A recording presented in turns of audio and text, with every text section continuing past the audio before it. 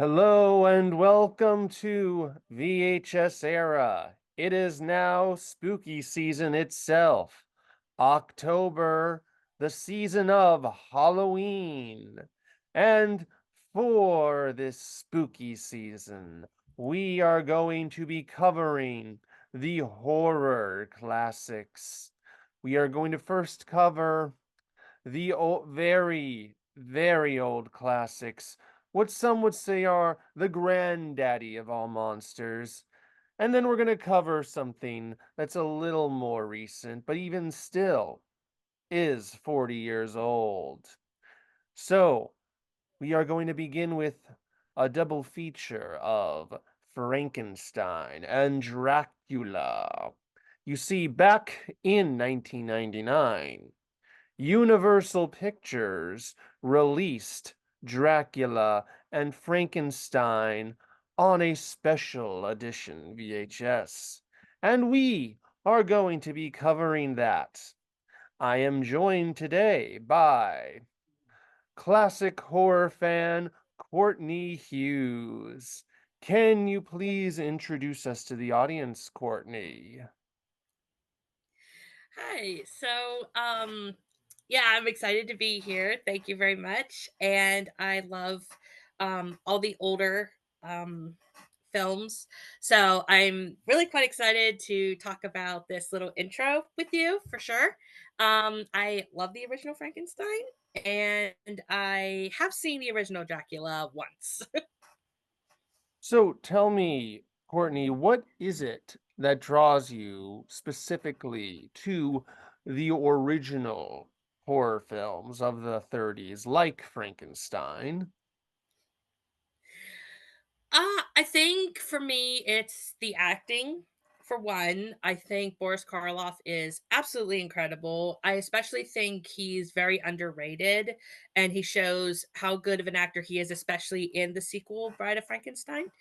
And I love the overall atmosphere of those older movies, and they're just a lot of fun to watch. Okay.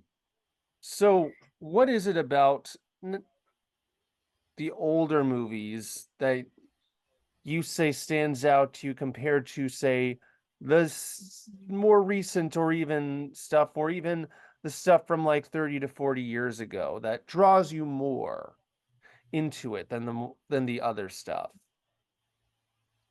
I would say the lack of gruesomeness. I don't like um gruesome stuff. I don't like, all the real graphics. I think it just makes me queasy and I don't like it. The originals in that regard are more safer for me, and I love that they more or less allude rather than show, and to me some of that works a lot better. Okay. Now, just out of curiosity, Mhm. did you own these movies on VHS? I have not. Okay, well, we are about to look at the VHS opening for both movies, but just to let you know, we'll really only be looking at the VHS opening for Dracula because the VHS opening for Frankenstein had almost all the same previews. The only difference between the two VHSs were that the VHS for Frankenstein had the original trailer for Frankenstein show up, and the VHS for Dracula had the original trailer for Dracula show up. Now, do I think that's an effective practice? I'll give my thoughts on that later, but let us watch now. From Academy Award nominated composer Philip Glass and the Kronos Quartet, the Dracula soundtrack.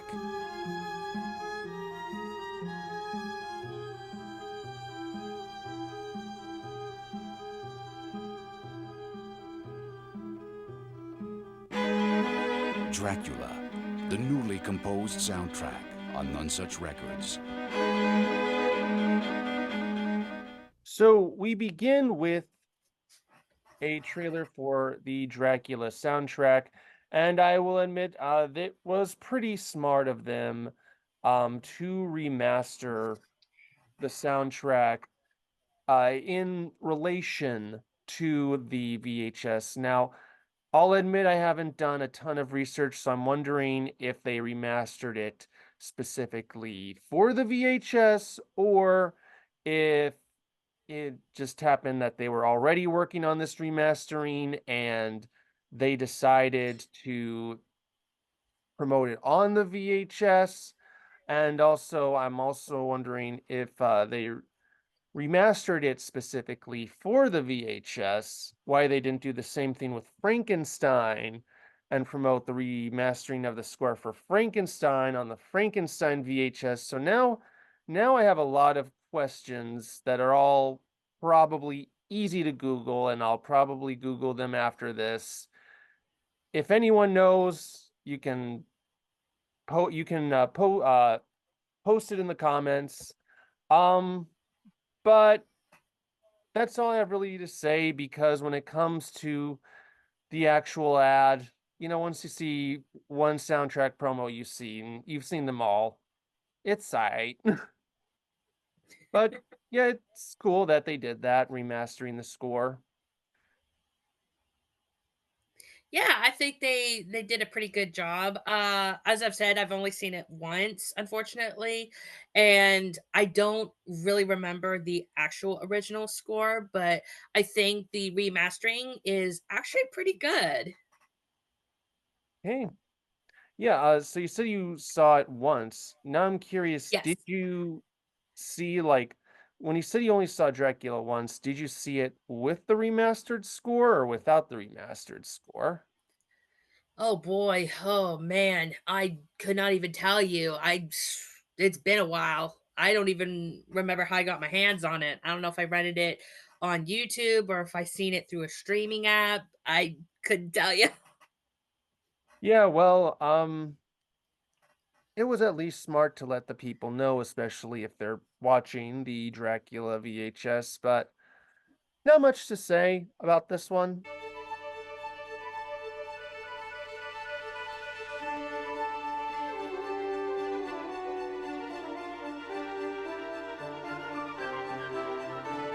I bid you welcome.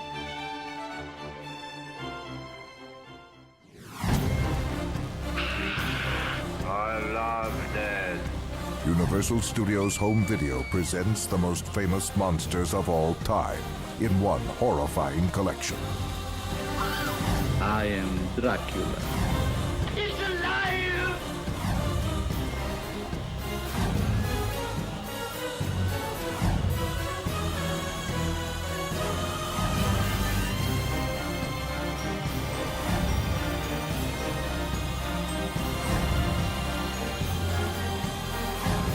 8 classic films in all new packaging, featuring original poster art, plus trailers.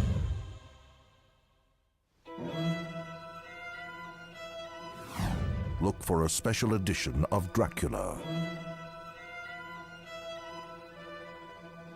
Scored for the first time by world-renowned composer Philip Glass and performed by Kronos Quartet.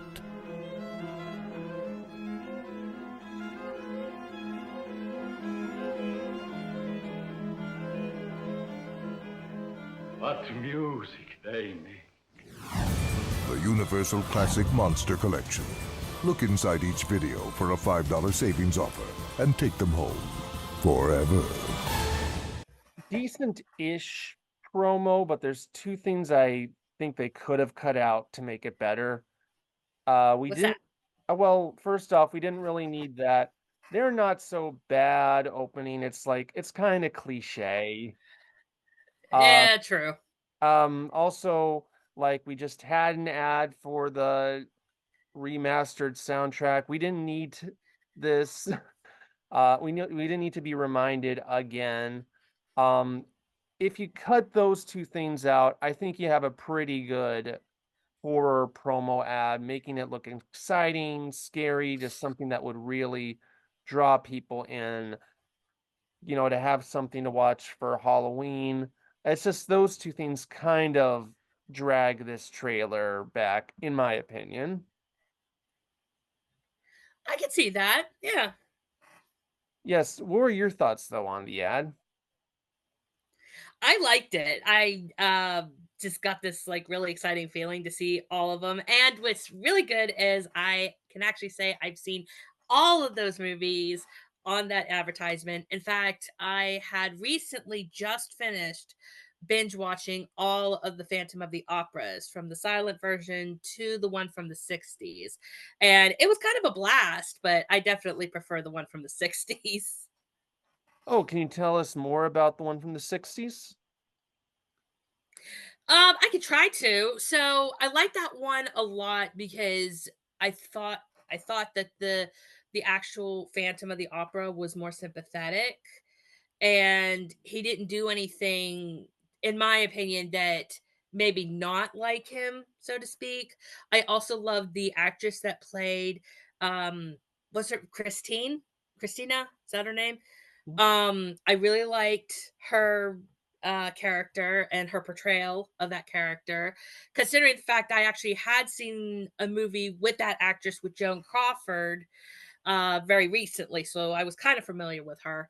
And then I love the actor that played the love interest. I really like that movie altogether. Whereas I was really hopeful for the one that we saw in that advertisement, the one from the 40s that was played by Claude Rains, aka the Invisible Man.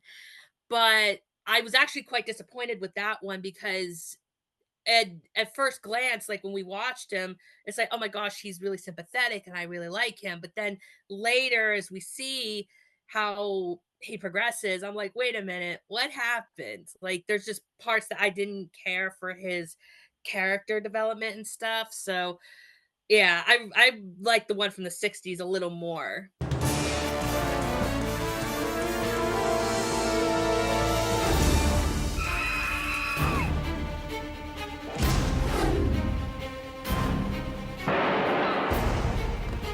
A boy's best friend is his mother.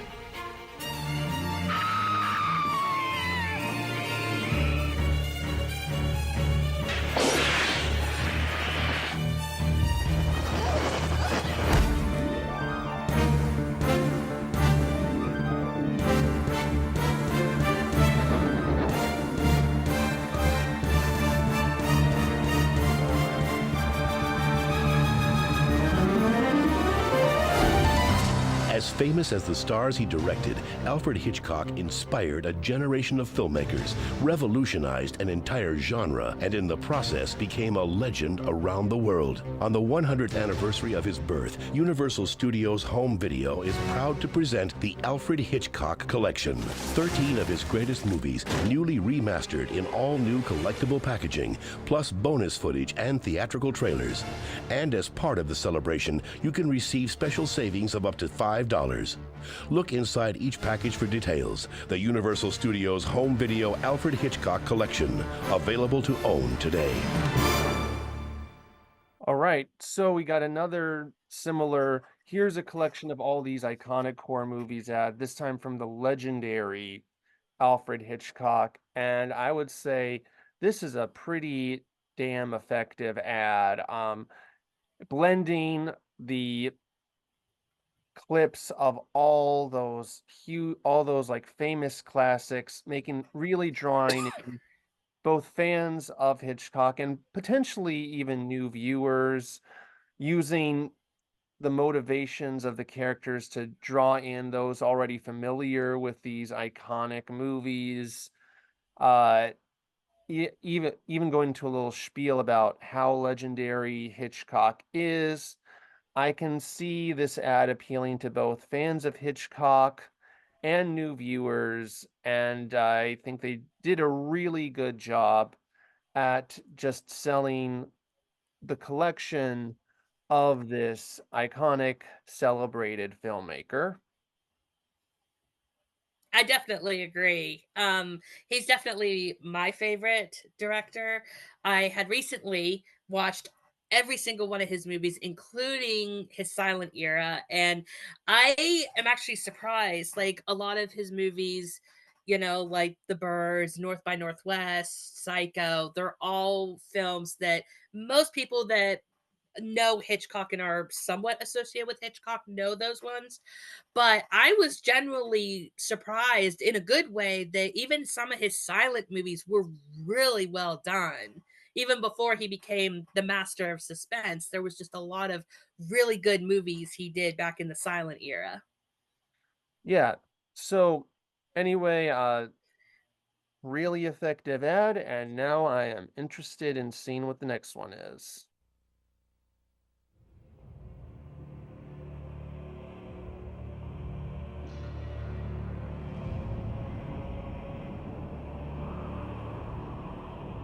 Many men have wasted their lives in the foolish pursuit of Harmonoptera. Most have never returned. I think you found something. I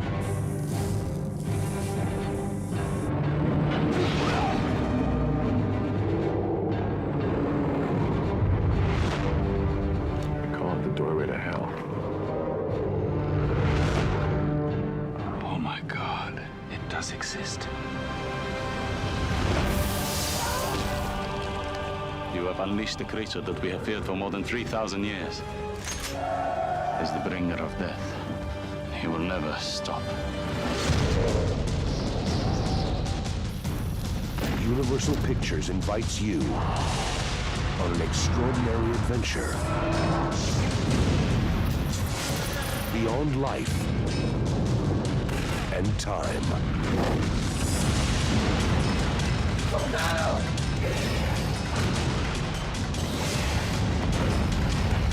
Come on, come on!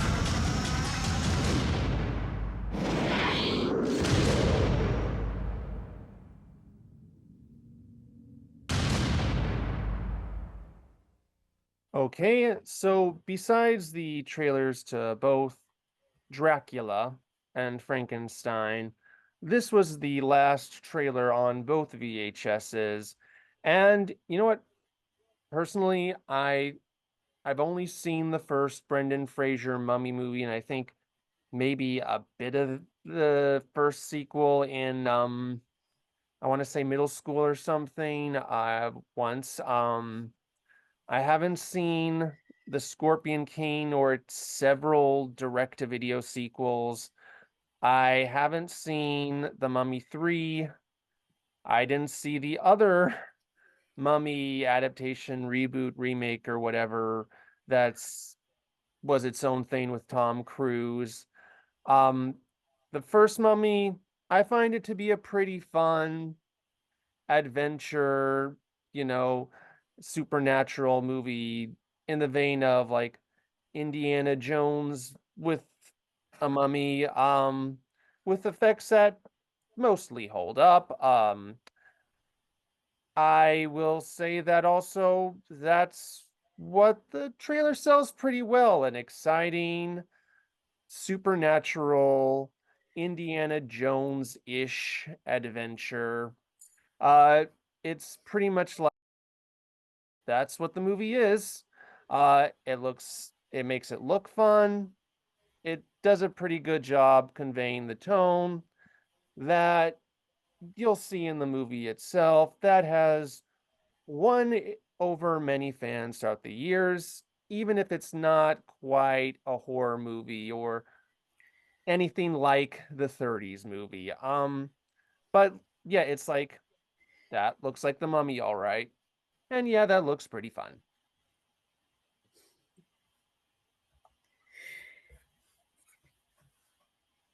So, what are your thoughts, Courtney? I liked it. I have seen that movie, so when the actual advertisement came up, I knew right away it was The Mummy.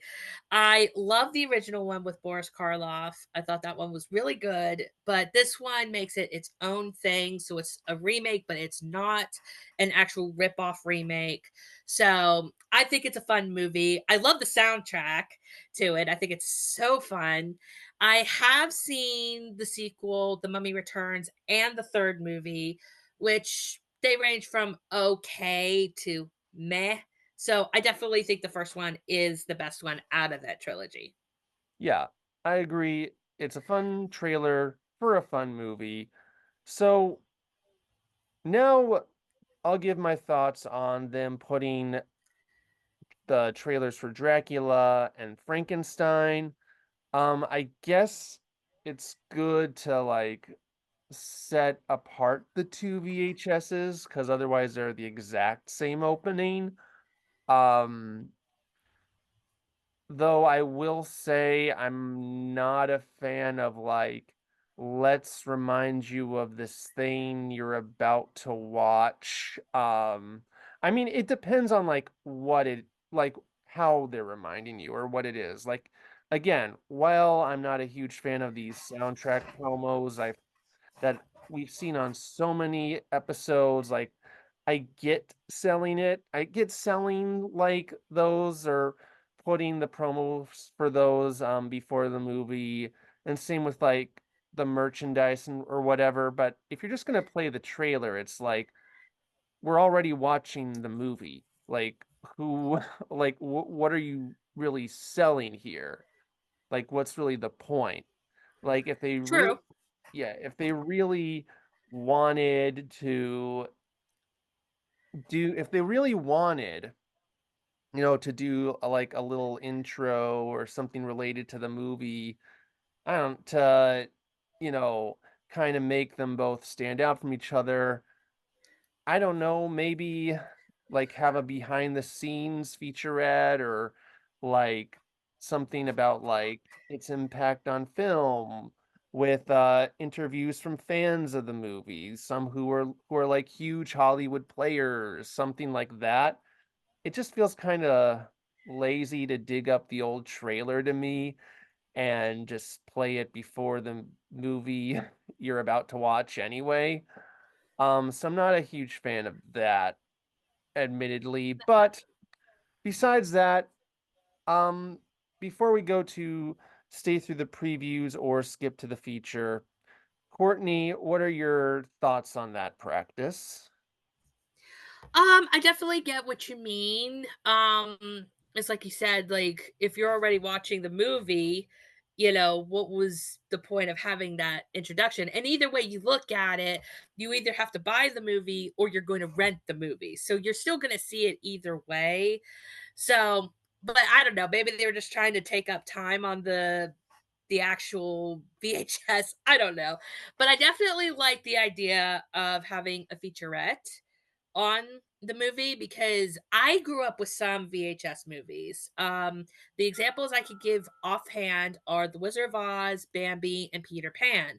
All of those movies had a featurette right after the feature program. And I loved watching those as a kid. I never found those boring. I loved watching the actual making of the movie, having certain film historians come on and talk about it.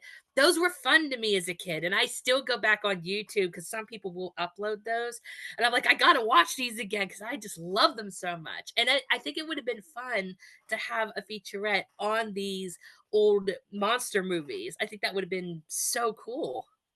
Yeah, I completely agree, and I think it's a wasted opportunity that they just played the trailer instead. But besides that, it is now time for stay through the previews or skip to the feature. And despite that one minor quibble and some nitpicks, I think this was a decent VHS opening to start off Halloween with. They had a good selection of trailers that did relate well to the movies at hand, and they really knew who their target audience was, whether it be promoting a series of films that are horror classics in their own right, or promoting an adaptation of a horror classic that takes it into a new direction, a new genre, and also just reminding you of that there's more horror classics out there than just Dracula and Frankenstein. So in this case, yeah, I'd say stay through the previews.